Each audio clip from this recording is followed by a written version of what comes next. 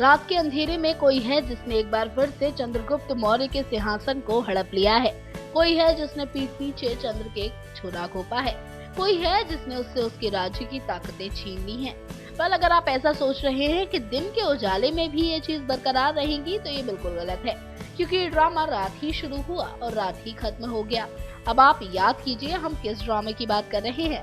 हम उस ड्रामे की बात कर रहे हैं जहाँ रूपा चंद्र के सिंहासन पर बैठने के बाद वहाँ हुक्का गुड़गुड़ा रही थी।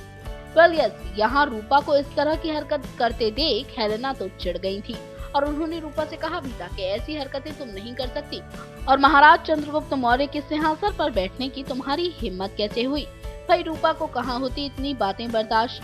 फिर हो गई हेलेना और रूपा की जोरदार लड़ाई, लेकिन इस लड़ाई का नहीं निकला कोई निष्कर्ष। पर हमें लगता है कि इस तरह से रूपा का चंद्र के सिंहासन पर बैठ जाना, चंद्र की शक्तियों का प्रयोग करना, ये बिल्कुल सही नहीं है, क्योंकि महाराज के सिंहासन पर इस तरह बैठने की जरूरत उस जमाने में तो कोई नहीं कर पाता था, लेकिन इस मॉडर्न जमाने के चंद्र नंदिनी में तो न जाने क्या क्या हो रहा है।